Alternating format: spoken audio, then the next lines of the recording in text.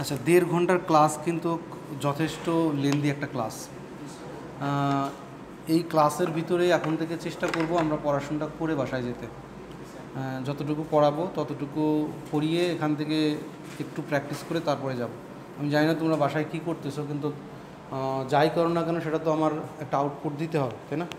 সেই আউটপুটটা আমি তোমাদের কাছ থেকে ক্লাস থেকেই চাইবো, এখন থেকে আর কি। এই জন্য আমি বইয়ের খোঁজ করতেছিলাম যে বই আছে কিনা। বই থাকলে সেটা আমার জন্য একটু সুবিধা হয়। আচ্ছা, এই যাবৎকালে সার্কিট পড়াইতে গিয়ে আমি বেশ কিছু টপিক আলোচনা করেছি। শুরুতে হচ্ছে আমি সার্কিটের বেসিক্সগুলো নিয়ে আলোচনা করেছি, যে সার্কিট কী, সার্কিটের প্যারামিটার্সগুলো আলোচনা করেছি। সেখানে ছিল যে সার্কিটের যদি ইলেকট্রিক্যাল প্যারামিটারের কথা বলি, সেখানে চার্জ, কারেন্ট, ভোল্টেজ, পাওয়ার এবং এনার্জির কথা বলেছিলাম। পরবর্তীতে এসে রেজিস্ট্যান্স, ইন্ডাকটেন্স এবং ক্যাপাসিটেন্সের কথা বলেছিলাম। এছাড়াও আরও অনেক ধরনের প্যারামিটার আছে, সেগুলো সম্পর্কে এখনও আলোচনা করিনি। আমাদের এই কোর্সটা টোটালি ডিসি কোর্স, তাই তো? DC circuit analysis. সার্কিট অ্যানালাইসিসের শুরুতে আমি সার্কিট পড়াতে গিয়ে দুইটা সার্কিটের কথা বলছিলাম। একটা হচ্ছে আমার সিরিজ সার্কিট, একটা হচ্ছে আমার প্যারালাল সার্কিট। সিরিজ সার্কিটের বৈশিষ্ট্য কী কী ছিল? সিরিজ সার্কিটের বৈশিষ্ট্য কী ছিল?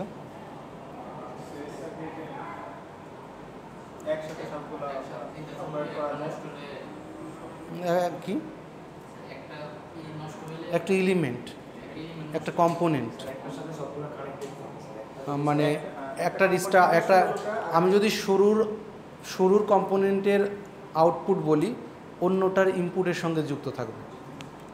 এটা হচ্ছে বেসিক, একটার আউটপুট অন্যটার ইনপুটের সঙ্গে যুক্ত থাকে, এই জন্য এটাকে হচ্ছে সিরিজ সার্কিট বলি, তাই না? এর আরও কিছু বৈশিষ্ট্য আমি বলেছিলাম, যেটা মানে টেকনিক্যাল কিছু বৈশিষ্ট্য ছিল। এটা তো তুমি ফিজিক্যাল বৈশিষ্ট্য বললাম। টেকনিক্যাল বৈশিষ্ট্য ছিল যে এখানে সমস্ত কারেন্ট সেম হয়, সমস্ত সার্কিটে কারেন্ট একটাই পাওয়া যায়, আলাদা কোনো কারেন্ট তুমি এখানে আইডেন্টিফাই করতে পারবে না। সো এটার ক্ষেত্রে এই সার্কিটে কোনো আলাদা কোনো কারেন্ট থাকে না, শুধুমাত্র একটা কারেন্টই পাওয়া যায়। ওকে, এর অসুবিধা বলছিলাম যে সার্কিটের কোনো একটা কম্পোনেন্ট যদি কোনো কারণে নষ্ট হয়ে যায়, বাকিগুলো কাজ করা বন্ধ হয়ে যাবে। এর আরেকটা অসুবিধা বলছিলাম যে তুমি যদি সিরিজে তুমি লোডগুলো কানেক্টেড করো, ইন দ্যাট কেস লোডগুলো ভালোভাবে জ্বলবে না। কেন জ্বলবে না? প্রতিটা লোডের এগেনস্টে বা প্রতিটা কম্পোনেন্টের এগেনস্টে তোমার ভোল্টেজ ভিন্ন ভিন্ন হবে। ভোল্টেজ ভিন্ন ভিন্ন কেন হবে? ভোল্টেজ ভিন্ন ভিন্ন কেন হবে? কেন আলাদা আলাদা ভোল্টেজ পাবে? আমি বললাম যে বাবা, শোষণ টাইপের শব্দ এখানে কোনো কিছু নেই। আমি যেটা বলি যে R1 একটা লোড আছে, R2 একটা লোড আছে, R3 একটা লোড আছে। আমি বলছি যে এরা সিরিজে কানেক্টেড। সো এদের ক্ষেত্রে আমি দেখতে পাবো যে প্রতিটার এগেনস্টে ভোল্টেজ ভিন্ন ভিন্ন আছে। এই ভিন্ন ভিন্ন আছে, এই কথাটা আমি কোথা থেকে পাইলাম? এটা কিভাবে আমি বুঝবো ভোল্টেজ ভিন্ন ভিন্ন আছে?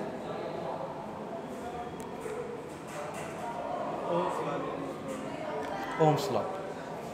অ্যাকচুয়ালি ভোল্টেজ ভিন্ন হওয়ার কারণ হচ্ছে ভোল্টেজের রুলস থেকে আসবে। ভি ইকুয়াল টু আই আর। এই যে রুলসটা আছে, এই রুলসটার জন্যই ভোল্টেজ ভিন্ন ভিন্ন পাবো। এটা আমি বলতেছি, এটা আমি দেখে বলতেছি না যে R1 এর এগেনস্টে ভোল্টেজ ভিন্ন। আমি জানি রুলস ওইটা। সো এখানকার R1 এর এগেনস্টে ভোল্টেজ পাবো, কত ভোল্টেজ পাবো? I into R1। এই R1 যে ভ্যালু, যদি R2 সেম ভ্যালু হয় তাহলে ভোল্টেজ সেম হতে পারে, কিন্তু R1 নাম দিয়েছি যেহেতু, নামটা R2 দিয়েছি, সো অবশ্যই রেজিস্ট্যান্স আলাদা। রেজিস্ট্যান্স আলাদা হলে তাদের ভিতরে ভোল্টেজ ভিন্ন ভিন্ন হবে, কারণ V equal to IR, voltage equal to current into resistance. So এখানকার রেজিস্ট্যান্স যেহেতু আলাদা, এখানকার রেজিস্ট্যান্স যেহেতু আলাদা, এখানকার রেজিস্ট্যান্স যেহেতু আলাদা, সো প্রতিটার এগেনস্টে আমার ভোল্টেজ আলাদা আলাদা হবে। যেহেতু প্রতিটার এগেনস্টে ভোল্টেজ আমার আলাদা আলাদা হচ্ছে, সেহেতু লোডগুলোর আউটপুটের কোয়ালিটিটাও কমে যাবে।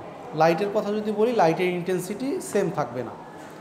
রেটেড যে ভোল্টেজ, মানে যে ভোল্টেজের জন্য একে আমি তৈরি করেছিলাম, সেই পরিমাণ ভোল্টেজ যদি এটাকে আমি সাপ্লাই না দেই, ইন দ্যাট কেস প্রপারলি আউটপুটটা আসবে না। বোঝাইতে পারছি? ওকে, ডান। সিরিজ সার্কিটের ইকুইভ্যালেন্ট, মানে যদি 3টা বা 10টা লোড থাকে, তাকে যদি একটা লোড দিয়ে আমি রিপ্রেজেন্ট করতাম, সেই কনসেপ্টটাকে আমি বলছিলাম ইকুইভ্যালেন্ট। মানে 10টার সমতুল্য কয়টা? ইকুইভ্যালেন্ট মানে সমতুল্য। 10টা রেজিস্ট্যান্সের সমতুল্য যদি একটা হয়, সেই একটার মান কত? সেটা সিরিজে ক্যালকুলেশনের সময় কী করি আমি?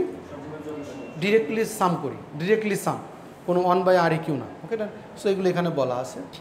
আর প্যারালাল সার্কিটের বৈশিষ্ট্য ছিল হচ্ছে এর আরেকটা, যদি ইনপুট আউটপুট আলাদা আলাদা আছে,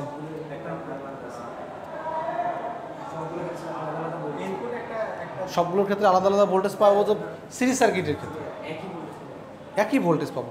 দেখো এইটা হচ্ছে আমার লাইন, এইটা যদি লাইন মানে একদম লাইভ লাইন হয়, এটা নিউট্রাল। সো নিউট্রাল এবং লাইভ লাইনের মাঝে কানেক্টেড এরা। সো এই প্রতিটা লোডের এগেনস্টে আমার ভোল্টেজগুলো সেম আছে, কোনো আলাদা ভোল্টেজ নেই। যেহেতু ভোল্টেজ আলাদা নেই, এদেরকে আমি রেটেড ভোল্টেজ সাপ্লাই দিতে পারবো, এদের আউটপুটটা একদম পারফেক্ট থাকবে। ওকে। আরেকটা সুবিধা ছিল, প্রতিটা লোডকে ইন্ডিপেন্ডেন্টলি কন্ট্রোল করা যায়। চাইলে you can insert a switch here, you can connect a switch here. একটা সুইচ অন অফ করার জন্য তুমি কানেক্ট করতেই পারো, তোমার বাসা বাড়িতে যেটা আছে ওই যে সুইচ কানেক্ট করে রাখছি, ওটা প্যারালাল সার্কিট। তো সুইচ কানেক্ট করে রেখেছি, সুইচ চাপলেই প্রতিটা লোড আলাদা আলাদাভাবে অন হবে। ওকে ডান। এর আরেকটা বৈশিষ্ট্য আছে যে আর অনের এগেনস্টে কারেন্ট আলাদা হবে, আর টু এর এগেনস্টে কারেন্ট আলাদা হবে। কেন আলাদা হবে? একই, ওহমস ল। কারণ এল লোডের মান সেম না। সো ওহমস ল থেকে পাই I equal to V by R. যেহেতু আর এর মান আমার ভেরিয়েবল, সো আর এর মান চেঞ্জ হলে কারেন্টের মানও চেঞ্জ হয়ে যাবে। এই জন্য এখানকার কারেন্ট এক ধরনের হবে, এখানকার এক ধরনের হবে, এবং এখানকারও এক ধরনের হবে। ওকে ডান। সো এইগুলা কিন্তু তোমাকে নিজেকে একটু এক্সপ্রেস করতে হবে, মানে ইঞ্জিনিয়ারিং ওয়ার্ড ইউজ করে। তুমি যেটা বলছিলে কি যেন, শোষণ, এটা অ্যাবজর্বিং পাওয়ার, এটা শোষণের কোনো ইস্যু আমি এখানে বলতে চাচ্ছি না। পাওয়ারের ক্ষেত্রে অ্যাবজর্বিং পাওয়ার, ডেলিভারিং পাওয়ার এই কথাটা বলতে পারি। ভোল্টেজের ক্ষেত্রে এটা ভোল্টেজ ড্রপ হতে পারে, ভোল্টেজ ড্রপ, শোষণের মানে অ্যাবজর্বিং বলতে বাদ দিয়ে বলুন drop, voltage drop oblique raise, voltage কমা অথবা বাড়া। আমি তো বলি না, কমে গেলে কি বলি, ভোল্টেজ অ্যাবজর্ব করে ফেলছে, আমি তো বলি না ভোল্টেজ ড্রপ করছে বা ভোল্টেজ রেইজ করছে। ওকে ডান। আলো শোষণ হতে পারে। ওকে আচ্ছা, এরপরে আসলাম আমি ওহমস ল থেকে আমি কি পড়াইতে চেয়েছিলাম, যে ওহমস ল তিনি কি লটা কি দিয়েছিলেন পিছনে, ওহমস কি বলছে, আমাদের একটা ল দিয়েছে, ওহমস একটা ল দিয়েছে, সেই লতে কি বলা হচ্ছে? তুমি তুমি তুমি current, voltage is proportional to current, voltage is always proportional to current, always proportional. যদি এখানে একটা যদি কথা আছে, সেই যদি কথাটা হচ্ছে যদি এলিমেন্টটা আমার লিনিয়ার হয়, লিনিয়ার এলিমেন্ট হতে হবে। সার্কিটের এলিমেন্ট লিনিয়ার এলিমেন্ট, রেজিস্টার আছে একদম পারফেক্টলি লিনিয়ার, যদি টেম্পারেচার কনস্ট্যান্ট থাকে এটা লিনিয়ার এলিমেন্ট। লিনিয়ার মানে হচ্ছে rate of change is always equal, rate of change is always equal, মানে ডিওয়াই বাই ডিএক্স এই ভ্যালুটা সবসময় ফিক্সড। সো যাই চেঞ্জ হোক না কেন ওই ডিওয়াই বাই ডিএক্স রেটেই চেঞ্জ হবে, ওই রেটের বাইরে চেঞ্জ হয় না। যদি এই ধরনের কোনো ফিনোমেনাস, কোনো সার্কিট শো করে বা কোনো কম্পোনেন্ট শো করে, সেটাকে আমি লিনিয়ার কম্পোনেন্ট বলি। সেই লিনিয়ার কম্পোনেন্টে যদি এটা একটা লিনিয়ার কম্পোনেন্ট হয়, তাহলে এটা যদি একটা ভোল্টেজ অ্যাপ্লাই করি, তাহলে এর ভিতর দিয়ে যে পরিমাণ কারেন্ট যাবে তা ওই ভোল্টেজের প্রপোর্শনাল। ওহমস এই কথাটাই বলতে চেয়েছে। ক্লাসে আসার আগে প্রিভিয়াস ক্লাসগুলো অবশ্যই পড়ে আসা উচিত, বইটা একটু রিডিং পড়া উচিত। আমি প্রতিদিনই রিভিউ করব, যতদিন দেখবো যে তুমি স্পন্টেনিয়াসলি আনসার করতে পারতেছো না, ততদিন আমি তোমাকে ধরবো। সো তোমার ফেস ভ্যালু আমার কাছে কীভাবে আসবে? তোমার ফেস ভ্যালু আসবে তখন তুমি ক্লাসে পারফরমেন্সটা দেখতে পারবো, তখন তোমার ফেস ভ্যালু আমার কাছে একটু বাড়বে। যতদিন না তুমি সেই ফেস ভ্যালুটা গ্রো করাইতে পারতেছো, ততদিন কিন্তু আমি তোমার সম্পর্কে কোনো কথাই বলবো না যে অমুক ছেলে এমন পারতেছে, অমুক ছেলে এমন পারতেছে। So try to remember it. Okay, তাহলে লিনিয়ার এলিমেন্ট হলে আমি যদি ভোল্টেজ অ্যাপ্লাই করি, সেই voltage is always proportional to current হবে। সেখান থেকে ভি ইকুয়াল টু আই আর এই কথাটা আসছে। ওকে, আচ্ছা, এরপরে আমি পড়িয়েছিলাম নোড, ব্রাঞ্চ এবং লুপের কনসেপ্ট। আমি ব্রাঞ্চ বলেছিলাম যে সার্কিটে যতগুলো এলিমেন্ট থাকবে ততগুলো এলিমেন্টকে আমি এক একটা করে ব্রাঞ্চ বলতে পারি, যতগুলো এলিমেন্ট থাকবে ততগুলো এলিমেন্টকে আমি ব্রাঞ্চ বলতে পারি। ওকে ডান। আর নোডের কনসেপ্ট বলেছিলাম, নোড হয় দুই প্রকারের নোড বলেছিলাম, তাই তো? একটাকে বলেছিলাম হচ্ছে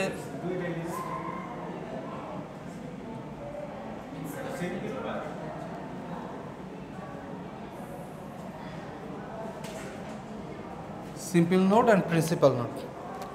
নোডের কনসেপ্ট ছিল যে দুইটা ব্রাঞ্চ যদি একসাথে কানেক্টেড হয়, দুই বা দুইয়ের অধিক।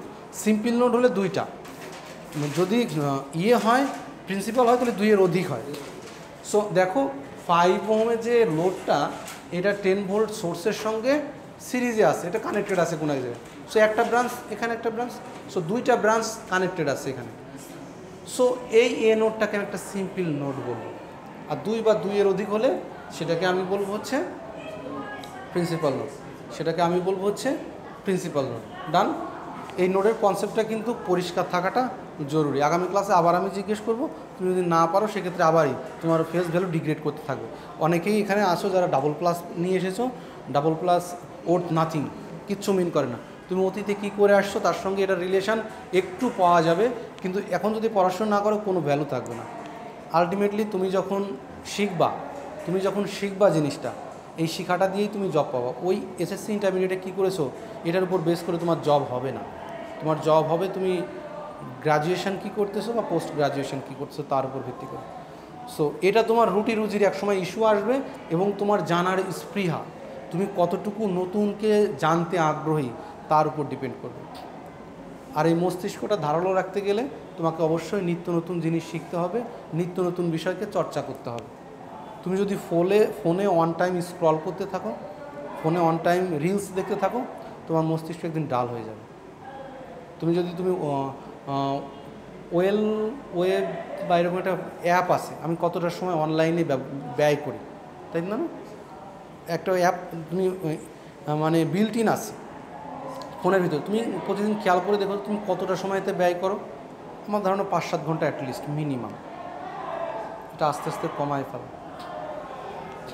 আচ্ছা, সো আমার নোডের কনসেপ্ট হচ্ছে দুই বা দুইয়ের অধিক ব্রাঞ্চ থাকলে সেটাকে একটা নোড বলবো। So it's a node. এটা হচ্ছে সিম্পল নোড, এটা হচ্ছে প্রিন্সিপাল নোড।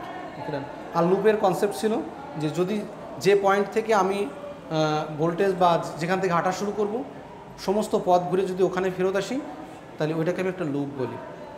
আর যদি যে লুপের কথা বলতেছি এই যদি একটা লুপ হয়, এই লুপের ভিতরে যদি আর কোনো লুপ না থাকে দেন ওটাকে আমি একটা মেশ বলতে পারি। সো এ থেকে শুরু করে যদি এতে আসি এটা একটা মেশ হবে, কিন্তু এ থেকে ঘুরে যদি এভাবে আসি this is not a mesh,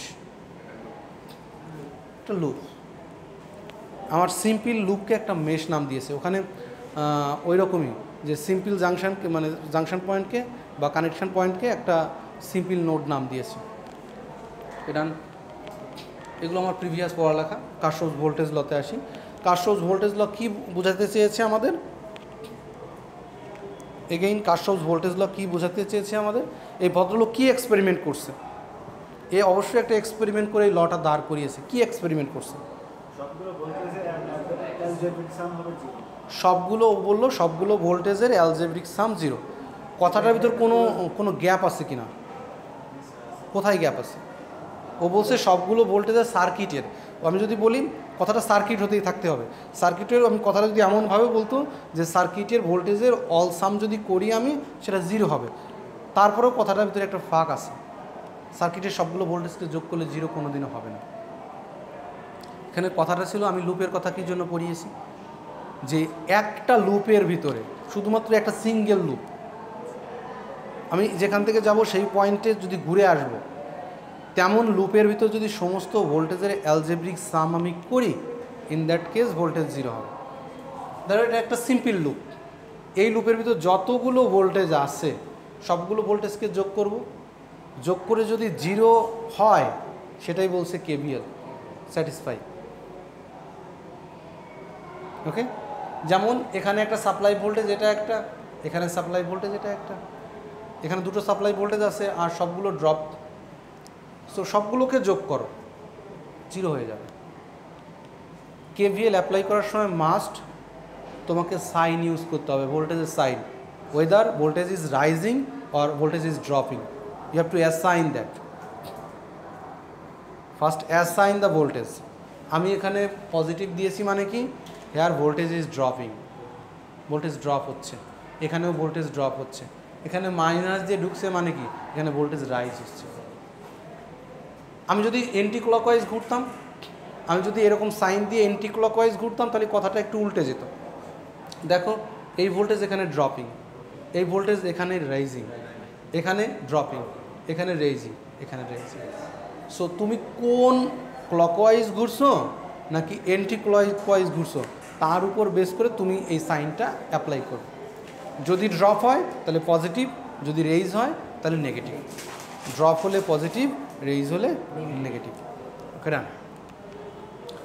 KVL আমি চাইলে ওপেন লুপের ক্ষেত্রেও ব্যবহার করতে পারি, যে সার্কিটটা এখানে ওপেন আছে, এখানে কিছু ভোল্টেজ আছে, তাহলে সেখানে যদি কেভিএল চালাই তাহলে ওপেন লুপের ভোল্টেজ কতটা হবে সেটা আমি বলে দিতে পারবো। ওপেন লুপের ভোল্টেজ এখানে, কারণ এখানে অনেকগুলো এলিমেন্টস ছিল, এখানে কোনো এলিমেন্টই নেই। এখন এই অনেকগুলো এলিমেন্টের ভোল্টেজের সাপেক্ষে এখানে একটা ভোল্টেজ আমি অবশ্যই পাবো। ওপেন লুপেও ভোল্টেজ কেভিএল অ্যাপ্লাই করা যায়। কেসিএল একইভাবে কোনো একটা কানেক্টিং পয়েন্টে কেসিএল কি বলছে যে incoming current equal to outgoing current, incoming current is always equal to outgoing current. Oblique আর কি বলা যায়, sum of incoming current plus sum of outgoing current is always zero. Incoming current এবং outgoing কারেন্টের যদি সামনে অ্যালজেব্রিক সাম, এখানে একটু ভুল হয়ে গেল, অ্যালজেব্রিক মানে বীজগাণিতিক যোগফল, মানে ইনকামিংকে যদি পজিটিভ হিসেবে ট্রিট করি, আউটগোয়িংকে নেগেটিভ হিসেবে ট্রিট করি, ইকুয়েশনটা লিখবো, সেই ইকুয়েশনটা স্যাটিসফাই করবে, জিরো হবে। নান এগুলো কিন্তু প্রতিদিন পড়াবো না, এই অ্যানালাইসিসটা আমি করিয়ে দেখিয়েছিলাম যে এটা কীভাবে সলভ করা যায়। হ্যাঁ, একটা প্র্যাকটিস করতে দিয়েছিলাম, দুইটা, সেই দুইটা এই দুইটা মিলছে কি, এটা মিলছে? আচ্ছা, এখানে একটু বলে রাখি, তোমার ওই প্রথমটার মতো একই কথা, সবগুলো ভোল্টেজকে যোগ করো, এখানে -10 volt plus V1 -8 -V2 equal to 0। আচ্ছা দেখি একজন একটা নিয়ে আসো, তুমি নিয়ে আসো দেখি। এটা ট্রাই করবা তোমরা এটা অফসেট পেজে করতে। অফসেট পেজ কিনে রাখবা, কিছু A4 সাইজে অফসেট পেজ কিনে রাখবা, যখনই কিছু করতে দেবো ওটা করে আমাকে জমা দিয়ে দেবে, তাহলে আমি তোমার সবাদেরটা চেক করে দিতে পারবো, না হলে খাতা এনে এনে চেক করা একটা ঝামেলা। ঠিক আছে, এটা -10 plus V1 -8 -V2 equal to 0। আচ্ছা, এখানে V2 ইকুয়াল টু হচ্ছে -2I, কারেন্টের সাইনটা দিয়েছো -2I, that's good. V1 equal to +4I, that's good. 12 -6, ঠিক আছে। সেখানে যদি চিন্তা করি -35 plus Vx plus 2Vx minus V0, Vx-এর মান হচ্ছে এগেইন ক্লকওয়াইজ 10I, V0-এর মান হচ্ছে -5। ওকে ডান, ঠিক আছে। আচ্ছা, ওর একটাতেই চেক করে দিলাম, বাকিটা ধরলাম যে হয়েছে। হ্যাঁ, কিন্তু এরপর থেকে অফসেট পেজে করবো, আমাকে জমা দিয়ে দেবো। এখন আসি নতুন আরেকটা রুলসে। আমরা সিরিজ সার্কিট এবং প্যারালাল সার্কিট পড়িয়েছিলাম, এখনও কি ক্লাসে স্যার আসে নাই? মানে একটা নয়েজ ক্রিয়েট করতেছে, যেটা উইয়ার্ড টাইপের, মস্তিষ্কে মাঝে মাঝে ঠেলা দিচ্ছে। আচ্ছা, আমাদের ক্লাসগুলো কি নিয়মিত হচ্ছে? যদি কোথাও কোনো মিসম্যাচ হয় অবশ্যই জানাবে আমাকে। ওয়ান টাইমে ক্লাস, কেউ একা আসুক, তারপরেও ক্লাস 1.5 ঘন্টায় হবে। যদি কোনো ব্যত্যয় হয় লেট মি নো। ওকে, সো আমরা দুই ধরনের সার্কিট দেখেছিলাম, একটা হচ্ছে সিরিজ সার্কিট, একটা হচ্ছে প্যারালাল সার্কিট। আর একই জিনিস ঘুরে ফিরে বারবার আসবে, এই সার্কিটগুলো সলভ করার জন্য টেকনিক আরও ভিন্ন ভিন্ন উপায় বাড়বে। ওকে, এখন এই সিরিজ সার্কিটের বড় অসুবিধা ছিল এই সার্কিটের কারেন্ট সেম, কারেন্ট যেহেতু সেম, কারেন্ট বের করার খুব বেশি জটিলতা ছিল না। দেখো এখানে দুইটা এলিমেন্ট আছে, আমি যদি এটাকে এমন করে আঁকি,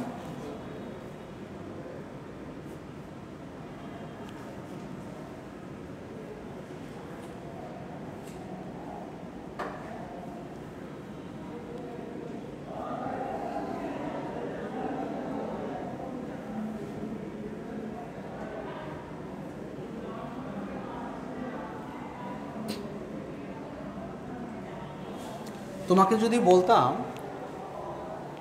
find the current I from the circuit, তুমি কি করতে? একটু এদিকে আসো বাবা, ওদেরকে একটু দেখো না আস্তে কথা বলতে পারে কিনা, আমি ক্লাস নিতে পারছি না, এরা অথবা এরা।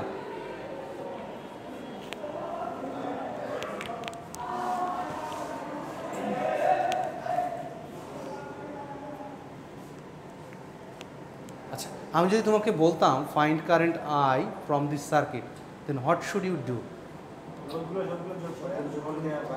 তোমার খুবই ইজি কনসেপ্ট তোমার মাথায় আসে যে সবগুলো রোধকে আমি যোগ করব, মানে ইকুইভ্যালেন্ট করব। আর ইকুইভ্যালেন্ট আমি চিন্তা করব, আর ইকিউ মানে হচ্ছে আমার 2 + 3 + 5 8 10 ওম।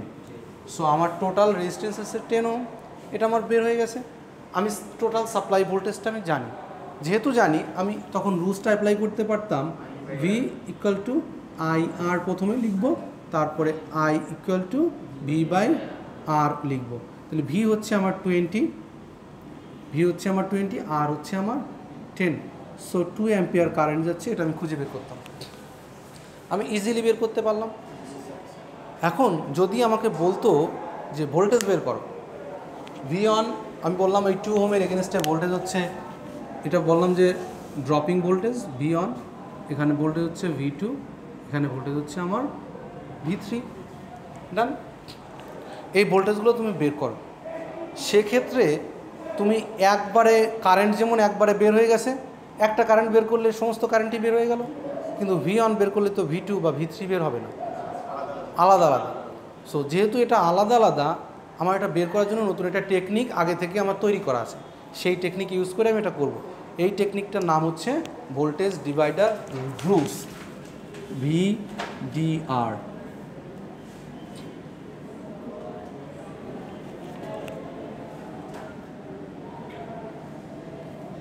অথবা VDLও বলে, ভোল্টেজ ডিভাইডার ল।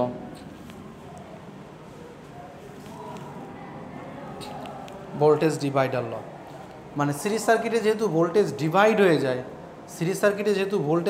হয়ে যায়, এই জন্য আমি ভোল্টেজ ডিভাইডার লটা ইউজ করব। এই ল ইউজ করলে একবারে আমি ভোল্টেজগুলো ক্যালকুলেট করতে পারবো। এই লটা কোথা থেকে আসছে? এই লটা এগেইন ওহমস ল থেকে একটু কায়দা করে লটাকে ডেভেলপ করা হয়েছে।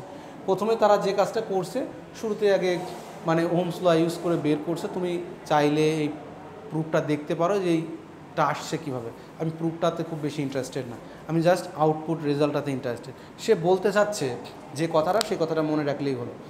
সে বলতে চাচ্ছে যে রোধের এগেনস্টে আমি ভোল্টেজটা বের করব, তার এগেনস্টে যদি ভোল্টেজ বের করতে হয়, সেই ভোল্টেজটা হচ্ছে আমার এখানে ধরলাম ভি অন। এই ভোল্টেজটা যদি বের করতে হয়, তাহলে যে রোধের এগেনস্টে বের করব, ওই রোধটা সবসময় আমি উপরে লিখব। আমি ফ্র্যাকশন আকারে লেখার জন্য উপরে থাকবে 2, সব সময় 2 থাকবে, মানে ওই রোধের ভ্যালুটা উপরে থাকবে। নিচে সবগুলো রোধের যোগফল হবে, নিচে সবগুলো রোধের রেজিস্ট্যান্সের যোগফল হবে 2 + 3 + 5। তাহলে যার এগেনস্টে আমি ভোল্টেজটা বের করতে যাচ্ছি, ওই রেজিস্ট্যান্সটা সবসময় আমার উপরে থাকবে, নিচে থাকবে ইকুইভ্যালেন্ট সবগুলোর যোগফল। এটা তো আমার রেজিস্ট্যান্সের রেশিওটা দেখালো। আমি বের করতেছি তো ভোল্টেজ ইন্টু সাপ্লাই ভোল্টেজ ভিএসটা কত? এখানে 20। এটা যদি করি ডিরেক্টলি ভি অন ভোল্টেজটা বের হয়ে যাবে, ডিরেক্টলি বের হবে, মনে থাকবে ভোল্টেজ ডিভাইডার ল। একইভাবে যদি V3 আমি বের করতে চাই, V3 হবে হচ্ছে 5/8 × 20 ভোল্ট।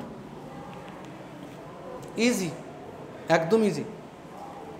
এই জিনিসগুলো তোমার মাথায় রাখতে হবে, একদম মাথায় সেট করে নিতে হবে। আমি রুলস কিন্তু 8টা-10টা রুলস তোমাকে শেখাবো। এই 8টা-10টা রুলস দিয়েই তুমি সমস্ত সার্কিটকে সলভ করতে পারবে। Finally you will be able to, যখন আমি শেখানোর পরে তুমি এটা এবল টু হবা। কিন্তু এটা তোমাকে ডিসিশান নিতে হবে তুমি কোন জায়গায় ইউজ করবে। আমি কিন্তু বলে দিব না তোমাকে এই জায়গায় তুমি এই রুলসটা ইউজ করো, এটা ইটস আপ টু ইউ, তুমি কোথায় ইউজ করবে বা করবে না। ওকে, হ্যাঁ পাঁচ, হ্যাঁ 10 হবে, এটা সরি এটা 10 হবে। তার মানে এখানে হচ্ছে 2 10 ভোল্ট এখানে ড্রপ হচ্ছে, এখানে ড্রপ হচ্ছে 10 ভোল্ট।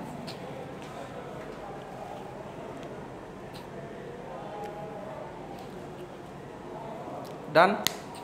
সো এটা ছিল আমার ভোল্টেজ ডিভাইডার ল। সিরিজে যদি এমন করে 100টা রেজিস্টারও কানেক্টেড থাকে, সিরিজে যদি এমন করে 100টা রেজিস্টারও কানেক্টেড থাকে, আমি ওই V100 রেজিস্ট্যান্সের V100 ভোল্টেজের মানটাও ডিরেক্টলি বের করতে পারবো, যতগুলো এলিমেন্ট কানেক্টেড থাকুক আমার কোনো সমস্যা নেই। ওকে ডান। প্যারালালি পারবো, প্যারালালি আমার ভোল্টেজ ক্যালকুলেশনের প্রয়োজন নেই। কেন?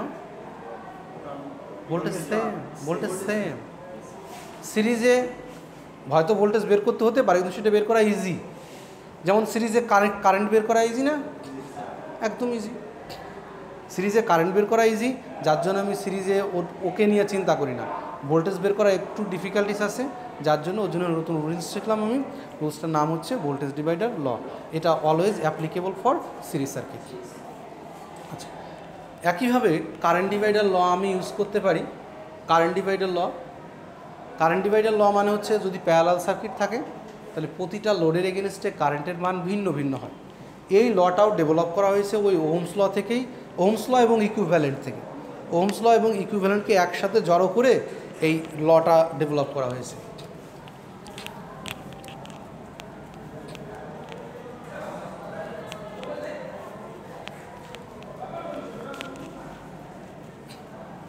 এখানে কিন্তু যদি ভোল্টেজ ডিভাইডার লতে খেয়াল করো, আমার সাপ্লাই ভোল্টেজের মানটা জানা থাকা প্রয়োজন ছিল।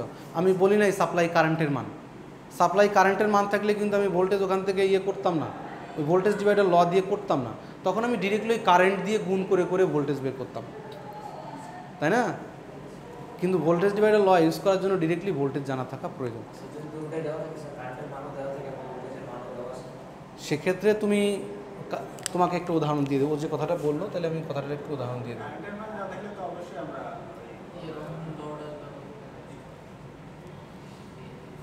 তখন আমার কোনো ওই ধরনের রুলস ইউজ করারই দরকার নেই।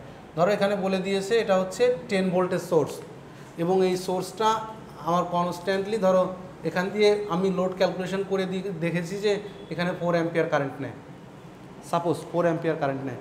সো এখানে 2 ওহম আছে, এখানে 3 ওহম আছে, এখানে 5 ওহম আছে সাপোজ।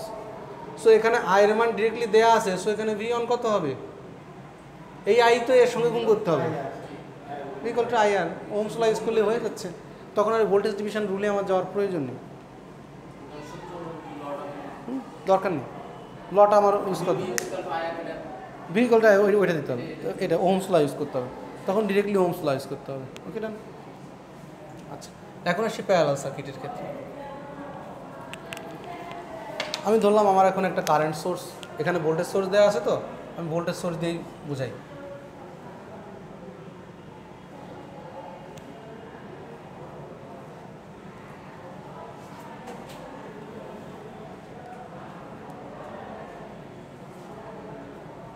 সো এটা একটা প্যারালাল সার্কিট, এটা একটা প্যারালাল সার্কিট, বুঝতে কোনো অসুবিধা আছে? এখানে কারেন্টের মান হচ্ছে I1, এখানে কারেন্টের মান হচ্ছে I2, সোজা হিসাব।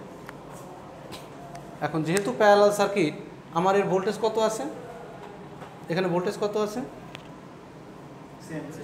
ভিএস, সব জায়গায় ভিএস ডিরেক্টলি দিয়ে দেওয়া আছে, আমার কোনো ঝামেলা নেই, এটা। কিন্তু যদি I1 বের করতে চাই, সেক্ষেত্রে আমি কীভাবে বের করতে পারি?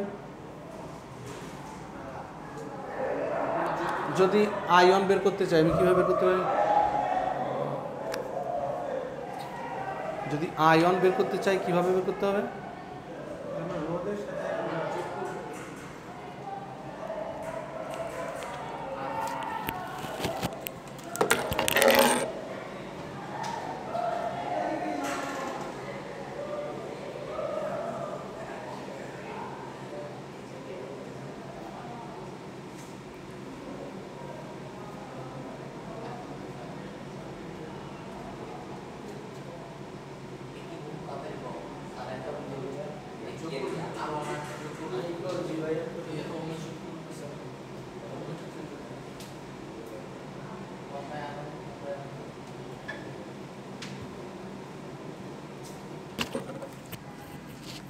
এখনো বড় হয়ে গেছে, অথচ বাচ্চাদের মতো বিহেভ করলে হবে?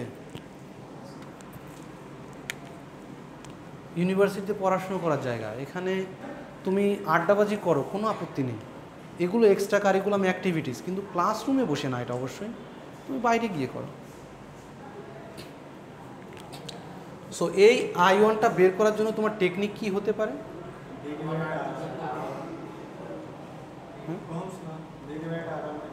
ও যে একটা কথা, আমি কিন্তু ভোল্টেজ ডিভাইডার লর কথা বলছি, তার জন্য তুমি বারে বারে মাথায় কথা আনছো, কিন্তু দেখো এখানকার ভোল্টেজ কিন্তু ডিরেক্টলি আমার দিয়েছি আমি এখানে ভিএস, আমি এখানকার ভোল্টেজ জানি, এখানকার রেজিস্ট্যান্সের মান জানি, এখানে কিন্তু ওহমস ল ডিরেক্টলি ইউজ করে বের করা যেত, কিন্তু এখানে ভোল্টেজ না দিয়ে যদি আমি বলতাম এখানে কারেন্ট আছে আইএস, এখানে কারেন্ট আছে, এইবারে আইএস থেকে I1 কারেন্টটা কীভাবে বের করবা, এর জন্য কারশফের ল ইউজ করা যেতে পারে। কারশফের ল ইউজ করা, কিন্তু কারশফের ল ইউজ করতে গেলে তোমার I1 বের করতে গেলে I2 বা IS জানা থাকতে হবে, দুইটা জানা থাকতে হবে। এই জন্য এখন আমি ইউজ করবো হচ্ছে কারেন্ট ডিভাইডার ল। কারেন্ট ডিভাইডার ল যে কথাটা বলতে যাচ্ছে, যদি I1 কারেন্টটা R1 ব্রাঞ্চের ভিতর দিয়ে যেটা যাচ্ছিল সেটা যদি বের করতে হয়, তাহলে আমার R1-এর অপোজিট রেজিস্ট্যান্সটা, R1 বাদে অপর যে ব্রাঞ্চটা থাকবে ওই ব্রাঞ্চের টোটাল রেজিস্ট্যান্সটা উপরে বলবে। আগেরটার কী ছিল, যে রেজিস্টার দিয়ে ভোল্টেজটা বের করছিলাম, যে রেজিস্টার এগেনস্টে, ওই রেজিস্টারটা উপরে ছিল। এখন কিন্তু উল্টা হচ্ছে, যে আমার যে রেজিস্টারটা দিয়ে কারেন্টটা বের করব তার অপোজিট রেজিস্টারটা উপরে বলবো। সো R2 উপরে থাকবে, R1 plus R2 into supply current হচ্ছে IS। এরকম করলে ডিরেক্টলি কারেন্টটা বের হয়ে যাবে। এক্ষেত্রে এগেইন বলে রাখি, তোমার সাপ্লাই কারেন্ট IS এর তথ্যটা জানা থাকতে হবে। যদি সাপ্লাই কারেন্টের তথ্য জানা না থাকে, in that case first find that supply current. IS এর তথ্যটা জানা থাকতেই হবে, সাপ্লাই কারেন্ট। যদি সাপ্লাইয়ের কারেন্টের মান তুমি না জানো, সেক্ষেত্রে জানার জন্য আগে বের করো ওইটা কত আছে, কোনোভাবে হোক, ওহমস ল ইউজ করে হোক, ইকুইভ্যালেন্ট ইউজ করে হোক, আগে ওই মেন কারেন্টটা বের করো। ওই কারেন্টটা বের করার পরে তারপরে কারেন্ট ডিভাইডার ল ইউজ করো, তাহলে I1 I2 বের হয়ে যাবে।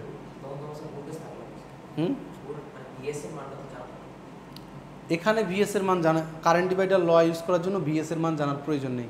আমার এইখানকার মেইন কারেন্ট এটা কি IS, এই মেইন সাপ্লাইয়ের কারেন্টটা জানা থাকলেই হবে।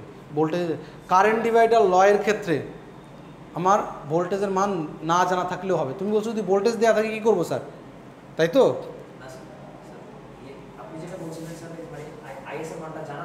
হ্যাঁ,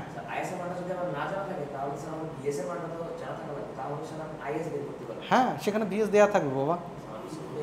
ইন দ্যাট কেস VS এর মানে কিছু দেয়া থাকবে, যেখান থেকে তুমি আগে ফার্স্ট I বের করার জন্য যে অপশনটা আছে সেটা ওখানে দেয়া থাকবে মাস্ট। যদি কিছুই না দেয়া থাকে, ইন দ্যাট কেস কী করবা, ভেরিয়েবল আকারে দিতে পারো তুমি। আমি বললাম এখানে VS দিয়েছি, কিন্তু VS এর ভ্যালু দেয়নি আমি, কিন্তু আমি বলে দিয়েছি VS।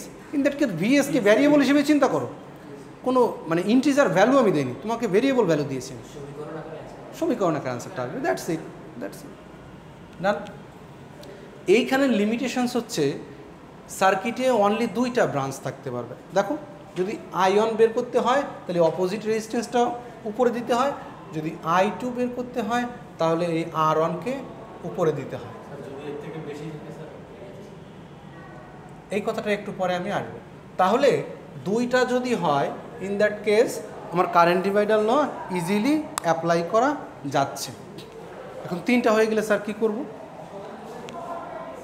তিনটা হয়ে গেলে যেটার ভিতর দিয়ে তুমি মনে করো এখানে তিনটা হয়ে গেল, স্যার তিনটা হলে কি এই লটা অ্যাপ্লাই করতে পারবো? প্রথম কথা হচ্ছে তিনটা হয়ে গেলে firstly you can't use this law, তুমি ইউজ করতে পারবে না। কারণ কি? দেখো, I1 কারেন্টটা যখন বের করব তখন অপোজিট রেজিস্ট্যান্সটা উপরে থাকার কথা। এখন অপোজিট কোনটা, R2 না R3? ইউ ডোন্ট নো, তুমি জানো না অপোজিট কোনটা। তাহলে তিনটা বা তিনটার অধিক থাকলে অসুবিধা হচ্ছে। সো সার্কিট যত বড় হই হোক না কেন, তোমার টার্গেট থাকবে first convert it to two branches. দুইটা করে না, টোটাল সার্কিটটাকে দুইটা ব্রাঞ্চে নিয়ে আসো, যেটার কারেন্ট বের করবা ওটাকে ঠিক রেখে দাও, বাকিগুলোকে ইকুইভ্যালেন্ট করে ফেলো। যেমন এখানে আমি ইকুইভ্যালেন্ট করতে পারি আর ই কিউ, বা এটাকে ডিরেক্টলি লিখতে পারি R E Q equal to R2 into R3 R2 plus R3। এটা ইকুইভ্যালেন্ট করো, ইকুইভ্যালেন্ট করে দিয়ে এই ব্রাঞ্চটাকে মুছে দাও, এইটাকে লেখো আর ই কিউ, আর ই কিউ। এখন এই আয়ন কারেন্টটা হবে R E Q divided by R1 plus R E Q into S. সোজা, একদম সোজা, জাস্ট আমি একটু বুদ্ধিটা একটু অন্যভাবে ঘোরায় অ্যাপ্লাই করছি। ডান। যদি বুঝে থাকো তাহলে আমাকে বলো, এই সার্কিট থেকে আমাকে বলছে from this circuit find I1, I2, I3 and I4। So একটা জিনিস তোমাকে আমি বলে রাখি, আমি এই উদাহরণটা প্রায় সব জায়গাতেই দিই। তোমাকে আমি বললাম যে তুমি এখান থেকে সাভার যাও, তোমাকে বললাম যে তুমি সাভার যাও, আমাকে একটা কাজ আছে, সাভার থেকে ঘুরে আসো। আমি সাভারের কথা যখন বলেছি, তুমি যখন মানে ডিটারমাইন্ড যে তুমি যাবে, তখন তুমি প্রথমেই ঠিক করে নাও তুমি কোন পথ দিয়ে যাবে। তুমি হয়তো ভেবেছো যে আমি এখান থেকে টঙ্গী যাব, টঙ্গী থেকে ওখানে সাভার চলে যাব। আবার আমি ভাবতে পারি না আমি এখান থেকে গাবতলী যাব, গাবতলী থেকে সাভার যাব। আবার আমি এটাও ভাবতে পারি আমি এখান থেকে মিরপুর যাব, মিরপুর থেকে সাভার যাব। হইতে পারে, তিনটা ওয়ে হতে পারে, তিনটা ওয়েতেই কিন্তু যাওয়া যাবে। কিন্তু তোমাকে প্রথমে তোমার নিজেকে আইডেন্টিফাই করতে হবে যে তুমি কোন পথে যেতে চাচ্ছ। তার মানে কি, তোমার একটা প্রস্তুতি দরকার, তুমি কোন পথে হাঁটতে যাচ্ছ। তুমি মাঝে গিয়ে ফেরত আসার কোনো সুযোগ নেই, তোমার সময় বেশি লাগবে। স্টেপ বাই স্টেপ আমি কোন স্টেপের পরে কোন স্টেপটা দিব সেটা তোমাকে আগে থেকেই নির্ধারণ করে নিতে হবে। এই অ্যানালাইসিসটা বা যে কোনো সার্কিট অ্যানালাইসিস করার সময় আমাকে একটা ইনপুট দেওয়া থাকে, সেই ইনপুটের আউটপুট বের করতে বলা হয়, তাই তো? এখন সেই ইনপুটের আউটপুট বের করতে গেলে আমাকে কি কি পথে যেতে হবে সেটা শুরুতেই ডিসাইড করে নিতে হবে। আমি হজবরল করে সেখানে আগাইতে পারবো না। ছোটো সার্কিট এখন মনে হচ্ছে কোনো সমস্যা না, বড় সার্কিট হলে মাঝপথে কি আচ্ছা এই ক্যালকুলেশনের কোনো প্রয়োজনই ছিল না আমার এখানে, আমি এই ক্যালকুলেশনটা কেন করছি ভাই? যে ক্যালকুলেশন আমার কোনো প্রয়োজনই ছিল না সেটা আমি করে রেখে দিয়েছি, লাভ তো হবে না। এখন এই সার্কিটটা সলভ করার ক্ষেত্রে তোমার প্রথম চিন্তা কি হওয়া উচিত, তুমি আগে আমার সেইটা একটু ব্রেন স্টর্মিং করে আমাকে বলো। I1, I2, I3 and I4।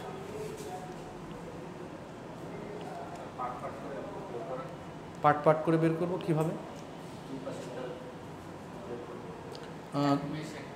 হ্যাঁ, এই পাশের একটা বের করবো, তারপর ও পাশের একটা বের করবো। এই কারেন্টগুলো বের করার ক্ষেত্রে প্রথম চ্যালেঞ্জটা কি সেটা কি তুমি ধরতে পারছো? কি ধরতে পারছো? সিরিজে এটাও হলো না, তোমাদের কি মনে হয়? তোমার কি মনে হয়? দেখো, তুমি যদি চিন্তা করো এখানে আমি কারেন্ট ডিভাইডার ল ইউজ করব, তাহলে আমি যে কথা বলবো সেই পথে আগাবা। মানে তোমার কোন লটা ইউজ করতে চাচ্ছ সেই লটার কথা চিন্তা করে তোমাকে সলভ করতে হবে। এটা আমি ধরলাম এই কারেন্টগুলো আমি কারেন্ট ডিভাইডার ল ইউজ করে করব। এখন কারেন্ট ডিভাইডার ল ইউজ করতে গেলে আমার শুরুতে সোর্সের কারেন্টের মান জানা থাকা প্রয়োজন। এখন আমি বললাম I4 কারেন্টটা বের করো, তুমি এই সোর্স কারেন্ট দিয়ে বের করতে পারবে? এই কারেন্ট দিয়ে বের করতে পারবে I4?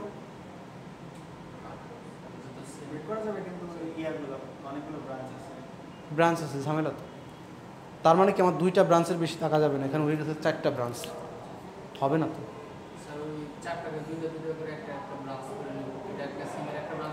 তার মানে তোমার কথাটার উত্তর আসছে স্যার, আমি যদি এই কারেন্টটা যখন এদিক দিয়ে গেল, এদিকে একটা ভাগ হয়েছে, এদিকে একটা ভাগ হয়েছে, তার মানে স্যার এইখানকার ইনপুট কারেন্টটা যদি আমি জানি, অথবা এইখানকার ইনপুট কারেন্টটা যদি আমি বের করতে পারি, ইন দ্যাট কেস সার্কিটটা সলভ করা সম্ভব।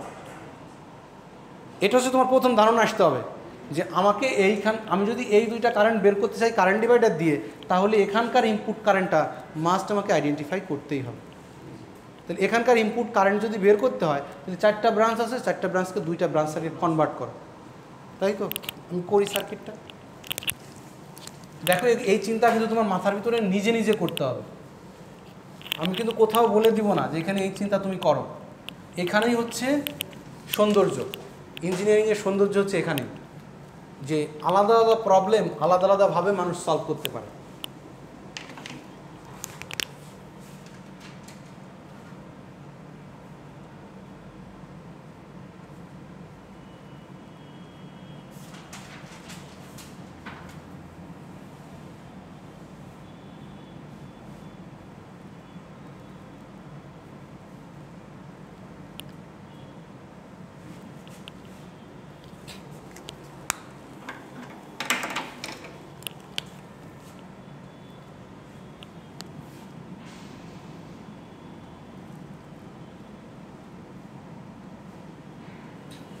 আচ্ছা, তোমাদের যে অনুষ্ঠানটা মঙ্গলবারে হবে ওইটা শনিবারে হওয়ার কথা ছিল, ওটা মঙ্গলবারে শিফট হয়ে গেছে, মানে আজকে হওয়ার কথা ছিল। সো মঙ্গলবারে অ্যাটেন্ড করতে হবে।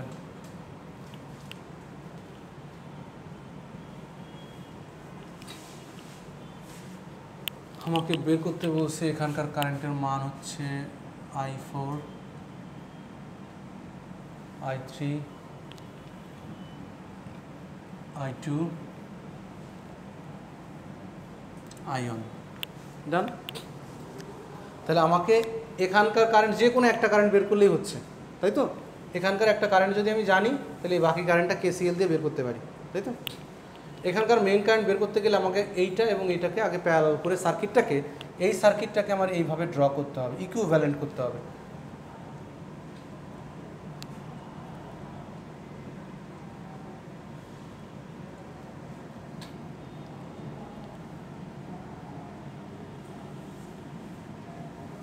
তাই তো? 20 অ্যাম্পস। তাহলে এইখানকার কারেন্ট আমি বের করব। ইকুইভ্যালেন্ট কত হয়? Req1 কত হয়? 20 প্যারালাল 30 কত হয়? 20 প্যারালাল 30 কত হয়?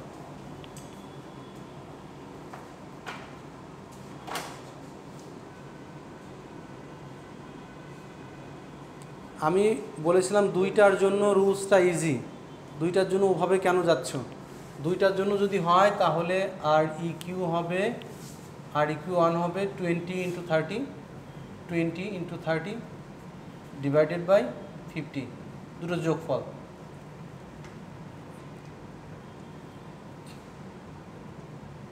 Ω। সো এখানে আসছে হচ্ছে আমার 12 ওহম রেজিস্টার। আর এখানে কত আসবে? 40 আর 10কে করলে, so 40 × 10 divided by 50, 5 8 40, so 8 ohm. So এখানে আসছে হচ্ছে 8 ওহম। সো আমার মেইন সোর্সের কারেন্টের মানটা জানা, দুইটা প্যারালাল ব্রাঞ্চ আছে। এখন কি এই মেইন কারেন্ট, এটার নাম যদি I0 বলি, I0কে আইডেন্টিফাই করা সম্ভব? তাহলে I0 এর ইকুয়েশনটা কেমন হওয়া উচিত? I0 ইকুয়াল টু, বলো, I0 ইকুয়াল টু কত হবে? আমি কারেন্ট ডিভাইডার ল ইউজ করবো। হ্যাঁ, I0 হচ্ছে এই কারেন্টটা। অপোজিট পাশে কোনটা? হ্যাঁ, অপোজিট 8। সো 8 উপরে থাকবে divided by 8 plus 12 into 20। So এখানে 20, এখানেও 20, কাটাকাটি হয়ে যাবে। So 8 ampere. I0 যে মেইন ব্রাঞ্চের কারেন্ট, এইখানে যে কারেন্ট, এই কারেন্টটা অ্যাকচুয়ালি 8 অ্যাম্পিয়ার আসছে। 8 অ্যাম্পিয়ার আসছে। এখানে যদি 8 অ্যাম্পিয়ার আসে তাহলে এখানে কত? হ্যাঁ, নাম দিও না, ডিরেক্টলি ভ্যালুই তুমি পেয়ে গেছে। হ্যাঁ, এখানে KCL অ্যাপ্লাই করলে এখানে 12 অ্যাম্পস। এখন তুমি কারেন্ট ডিভাইডার ল ইউজ করো, বের হয়ে যাবে। কারণ দুটো ব্রাঞ্চ আছে, সাপ্লাই কারেন্ট আছে, দুটো ব্রাঞ্চ আছে, সাপ্লাই কারেন্ট আছে। হ্যাঁ, অ্যানালাইসিসটা করার সময় তোমাকে ধাপে ধাপে এখান থেকে এটাতে কনভার্ট করবা, এখান থেকে মেইন কারেন্টটা বের করবা, সেই কারেন্টটা এই সার্কিটে দেখাইয়ে তারপর এই সার্কিট থেকে সলভ করবা। ডান? এখন আসি এটা করতে হবে না, জাস্ট তুমি আমাকে বলো যে কীভাবে সলভ করা যায়। এখান থেকে যদি সার্কিটটা আমি সলভ করতে চাইতাম, আমি বললাম I5 ফাইন, কোনো কিছু বের করার দরকার নেই, ফাইন্ড I5 বের করুন। প্রথম টার্গেট কি তোমার? I5 বের করার জন্য প্রথম টার্গেট কি তোমার? I5টাকে ফিক্সড রাখো।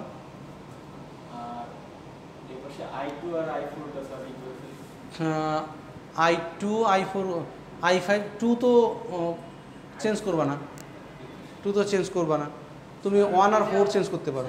এরকম করব স্যার, এই দুইটাকে একটা কনভার্ট করে এইটা বের করব, তারপর আবার এটা আইডিয়া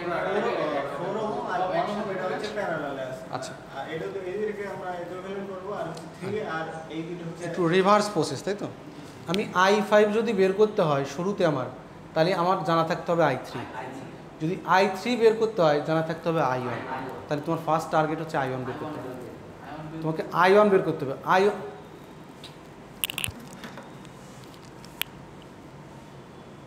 তোমাকে ফার্স্ট I1 বের করতে হবে, I1 বের করার পরে I3 বের করতে হবে, সে I3 বের করার পরে I5 বের করতে হবে। একটু করো তো দেখি, 10 মিনিট সময় দিলাম।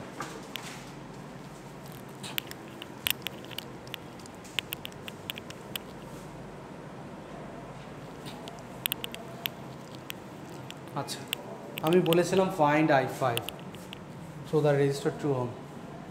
2 ওহম রেজিস্টার ভিতরে কী পরিমাণ কারেন্ট যাচ্ছে সেটা খুঁজে বের করো।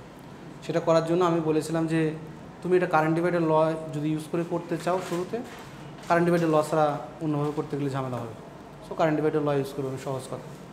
এখন এই সার্কিট থেকে ডিরেক্টলি আমি কোনো উপায় দেখতেছি না I5 বের করার। এখন I5 বের করতে গেলে আমার মেইন সোর্স কারেন্ট এখানে আমি ধরে নেই I0, একটা কারেন্টের নাম দিলাম আমাকে, সাপোজ এই কারেন্ট আমার জানা থাকতে হতো। এখন এই কারেন্টটা জানা থাকতে হলে আমার এইখানকার কারেন্টটা জানা থাকতে হতো, সো I0 ড্যাশ কারেন্ট নাম দিয়েছি। সো এই জন্য আমি যেটা করব, এই সার্কিট থেকে এই I0 ড্যাশ কারেন্টটা আগে বের করব। তাহলে এই সার্কিট থেকে I0 ড্যাশ কারেন্টটা বের করতে গেলে কী করতে হবে, আমাকে এটা ইকুইভ্যালেন্ট করতে হবে। এগুলো কিন্তু প্যারালাল আছে, 3টাই প্যারালাল আছে। ইকুইভ্যালেন্ট করো, ইকুইভ্যালেন্ট করে সার্কিটের টোটাল রেজিস্ট্যান্স বের করো। এই সার্কিটে কী পরিমাণ রেজিস্ট্যান্স আছে সেটা টোটাল বের করো। তাহলে এখানে দেখতে পাচ্ছি 4 প্যারালাল 1 প্যারালাল 2, তাই তো? এটা তো এমনই আছে। তাহলে 4 আর 1কে করলে 4 × 1 ডিভাইডেড বাই 5 কত হয়? 4/5। তাহলে এই সার্কিটটাকে একটু রিড্র করে আবার যদি আঁকি, আচ্ছা এর সঙ্গে প্যারালাল 2 আছে, সো 4/5 × 2 ডিভাইডেড বাই 2 প্লাস 4/5 কত হয়? এটা এরকম করছো, এরকম আসছে 4/5 তো আসার কথা। কোন জায়গায় 4, 1 আর 2 প্যারালাল করলে কত হয়? এটা আমি চাচ্ছি I0 কারেন্ট বের করতে। I0 কারেন্ট বের করতে গেলে সার্কিটের টোটাল রেজিস্ট্যান্স জানা দরকার। I0 কারেন্ট বের করতে গেলে সার্কিটের টোটাল রেজিস্ট্যান্স জানা থাকা দরকার। আমি এই জন্য টোটাল রেজিস্ট্যান্স বের করার জন্য আগাচ্ছি। আমি কি দেখছি এখানে 3টা রেজিস্টারই প্যারালাল আছে, সো ওদেরকে প্যারালাল করে দাও, এদেরকে প্যারালাল করে দাও। প্যারালাল করার জন্য তুমি এটা শুরুতেই এই দুটো ধরতে পারো, যদি এরকম না করে 2 × 1 ডিভাইডেড বাই 3। কোন দুইটা? এই 2 আর সিরিজ সিরিজ হয় কী করে? এই ব্রাঞ্চটা আছে না এখানে, এখানে তো একটা ব্রাঞ্চ আছে, তুমি এটাকে বাদ দিতে তো পারো না। ইকুইভ্যালেন্ট করার প্রথম শর্ত হচ্ছে আগে শেষ থেকে করে যাও, শুরু থেকে ধরো না। এই দুইটা প্যারালাল আছে, বোঝা তো যাচ্ছে এরা প্যারালাল, প্যারালাল তো বোঝা যাচ্ছে। So 2 divided by 3। সো এই সার্কিটটা কেমন হয়ে গেল? এই সার্কিটে আমি দেখলাম যে এই সার্কিটটা এখন চেঞ্জ করে ফেললাম আমি। সো এইটা হয়েছে এখন 2 ডিভাইডেড বাই 3 ওহম হলো তো। আমি আবারও দেখতে পাচ্ছি 2 ডিভাইডেড বাই 3, এটা 1.66 হবে নাকি? দেখো তো, 318 0.66 হবে, 0.667। কোনো সমস্যা নেই, ওটা কোনো সমস্যা নেই। সো এই দুইটা আবার প্যারালাল আছে, এদেরকে আবার প্যারালাল করলে কত হবে 4 ইন্টু 0.66 প্লাস 4.66 কত হয়? এটাকে করে আমি এটাকে একটা বানিয়ে ফেলবো।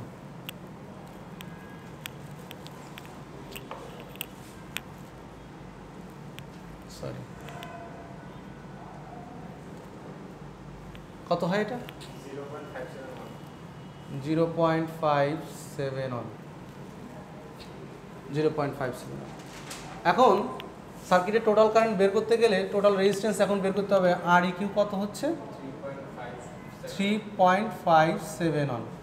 তাহলে সার্কিটের টোটাল কারেন্ট কত? এখন টোটাল কারেন্ট নাম দিয়েছিলাম I not dash equal to 40 divided by 3.571। কোথায় ছিলাম আর কোথা থেকে আসলাম? আমি যে ব্যাক থেকে ঘুরে আসতেছি, এখনও কিন্তু আমি ফাইনাল রেজাল্ট পাইনি। এটা কত আসে? 11.20। সো এই যে মেইন কারেন্টটা সার্কিট থেকে সাপ্লাই আসছিল, এটা 11.20 অ্যাম্পিয়ার কারেন্ট আসছিল। ওকে, এটা বের করে আমার কী লাভ হলো সেটা একটু দেখি।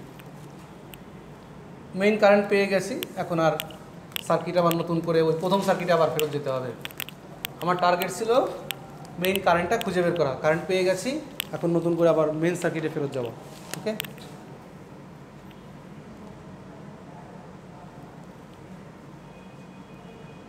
মাঝে একটা ইয়ে বের করেছিলাম না আমি, এখানে কত ছিল 0.66 এখানে কত ছিল 4। ডান।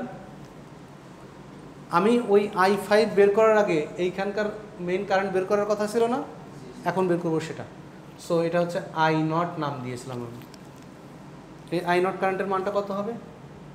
এখন ডিরেক্টলি কারেন্ট ডিভাইডার ল ইউজ করা যায় তো, কারণ মেইন কারেন্টের মান জানা। মেইন কারেন্টের মান জানা, দুইটা ব্রাঞ্চে ভাগ হচ্ছে। মেইন কারেন্টের মান জানা, দুইটা ব্রাঞ্চে ভাগ হচ্ছে। আমি বের করবো 0.66 ওহমের ভিতর দিয়ে কী কারেন্ট পাস করতেছে না। তাহলে এটা অপোজিট রেজিস্ট্যান্স উপরে গেল, নিচে হচ্ছে টোটালটা যোগফল 4.66 ইন্টু 11.2 কত অ্যাম্পিয়ার আসে? 9.5 আসে। So 9.5 amps. সো এই যে কারেন্টটা, এই কারেন্টটা হচ্ছে 9.5 অ্যাম্পিয়ার। দেন এখন এটাও আমার বের করার উদ্দেশ্য ছিল না, আমার এইখানে যেটা ছিল সেটা বের করার উদ্দেশ্য ছিল। সার্কিটটা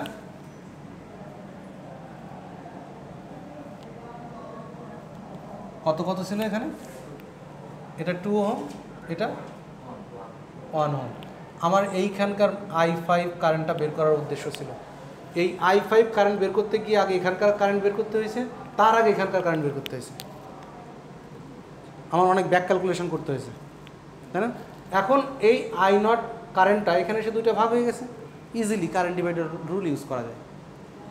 একইভাবে I5 কত হবে? 1/3 ইন্টু 9.5 কত হয়? 3.16 অ্যাম্পিয়ার। কারোরটাই হয়নি, তোমাদের তিনটা তো সমান্তরাল ছিল, তিনটার একসাথে করতে পারতাম না স্যার? পারতাম। আমার আমি তো তিনটাকে এক করছিলাম। 4/7 আসছে তো এখানে আমি I অন দিয়ে বের করছি, এটা আমি বের করছি মানে এখানে 3 যে ওহম রেজিস্ট্যান্স আছে ওখান থেকে আমি ওই 40/3 দিয়েছি। হ্যাঁ, 40/3 দিয়ে ওখানে কোন না তা হবে কি করে? সার্কিটের টোটাল রেজিস্ট্যান্স তো 3 না, এই জিনিসটা এটা তো ভুল। সার্কিটের টোটাল রেজিস্ট্যান্স হচ্ছে এই 3, আর এই 3টা প্যারালালে সমান নয়। দেখো টোটাল সার্কিটের টোটাল রেজিস্ট্যান্স যদি এক লাইনে আমি লিখি সেটা হবে 3 প্লাস সিরিজে আছে, আর বাকি সবগুলো প্যারালাল আছে। এই 3 সঙ্গে 4 প্যারালাল 1 প্যারালাল 2। যদি এরকম করি তাহলে টোটাল রেজিস্ট্যান্স যেটা আসবে সেইটা হচ্ছে টোটাল রেজিস্ট্যান্স। সেই টোটাল রেজিস্ট্যান্সকে ভোল্টেজ দিয়ে ভাগ করব, তাহলে যা আসে তাই। কারেন্টটা বের হয়েছিল 11.2। যখন এই কারেন্টটা পেলাম, ও বলতেছে স্যার 3টা প্যারালাল আছে। 3টা প্যারালাল থাকলেও আমার 2টার বেশি নিতে পারবো না, কারণ current divider law is only applicable for 2 branches, 2টার সমান। এই জন্য যেহেতু এই কারেন্টটা আমি পেয়েছিলাম, এখন এইখানে যে দুইটা রেজিস্টার ছিল ওই দুটাকে এক করে দিয়েছিলাম। কেন দিয়েছিলাম? যে দুইটা ব্রাঞ্চ হয়ে গেলে এখানকার কারেন্টটা বের করতে পারবো আমি। আর কারণ এই কারেন্টটা জানা থাকা দরকার I5 বের করার জন্য। I5 বের করার জন্য এই কারেন্টটা আমার জানতে হবে, কারণ এখানে মেন সাপ্লাই যে কারেন্ট আসবে সেটাই যদি না জানি তাহলে তো হলো না। দেখি আর প্র্যাকটিস প্রবলেম আছে কিনা।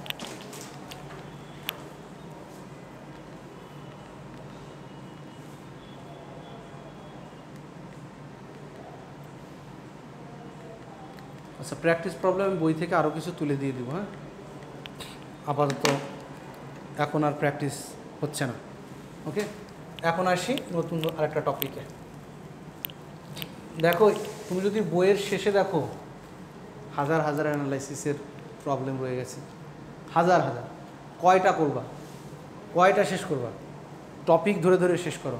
কারেন্ট ডিভাইডার রুল পড়াইলাম, ভোল্টেজ ডিভাইডার রুল পড়াইলাম, এর এগেনস্টে কোন কোন অ্যানালাইসিসগুলো আছে দেখো, দেখে সলভ করতে থাকো। ঠিক আছে, আমি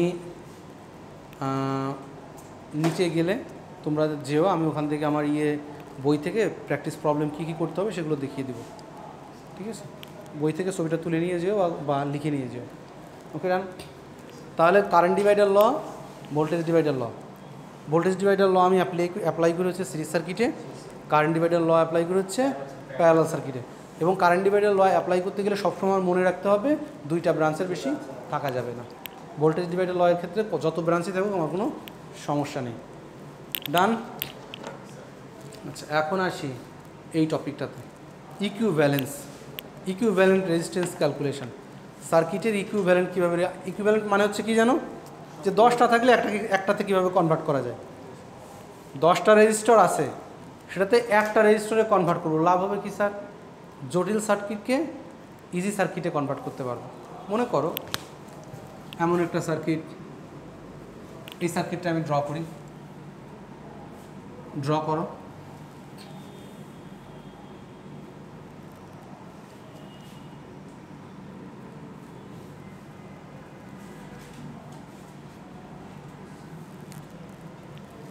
আগামী ক্লাসে এই দুইটার উপর শুধু প্র্যাকটিস করবো আমি। হ্যাঁ, শুধু প্র্যাকটিস।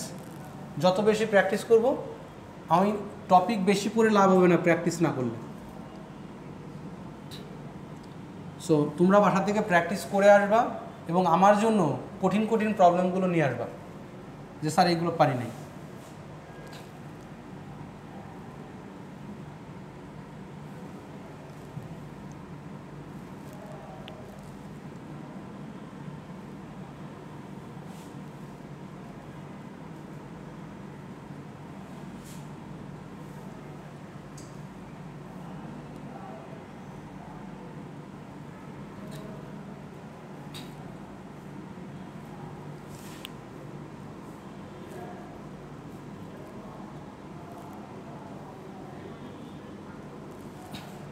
সো এমন একটা সার্কিট দিয়েছে।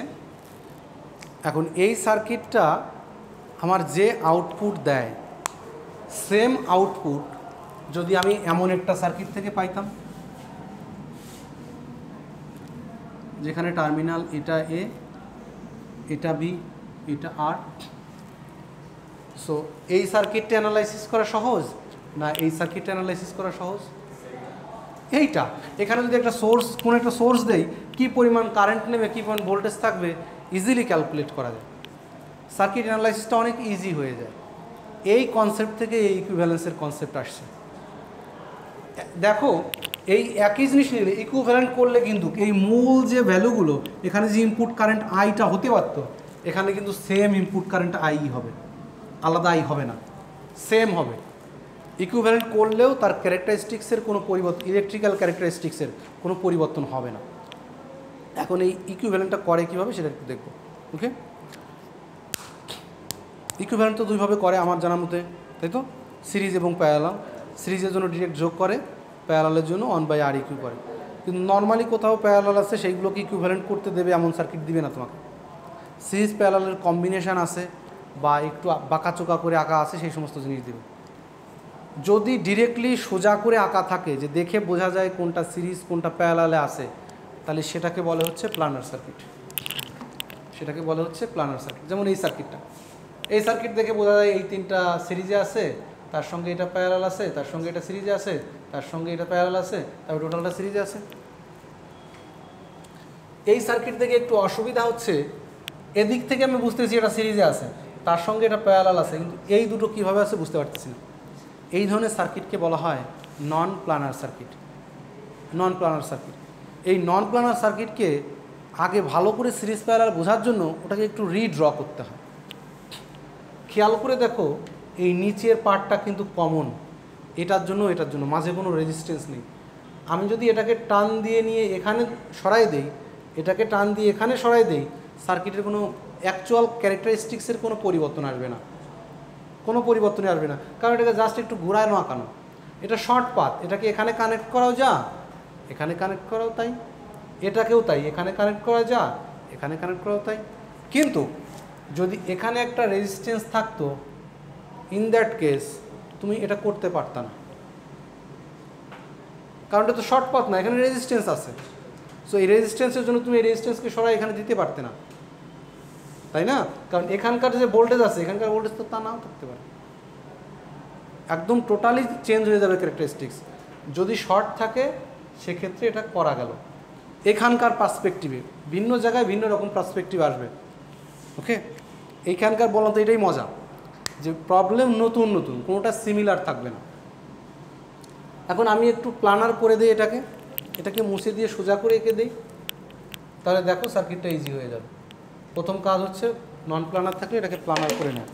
সো উপরে যে পার্টটা ছিল উপরেই থাক, এখানে এঁকে দিলাম, এটা ছিল 12, এটা ছিল 6, তাই তো? এখন অনেকটা ইজি হয়ে গেছে।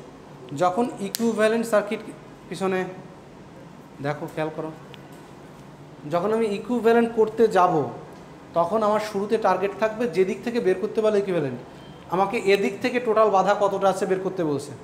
আমি কি করব, অপোজিট সাইড থেকে ছোটো করতে করতে আসবো। যেদিক থেকে বের করতে বলবে তার অপোজিট সাইড থেকে ছোটো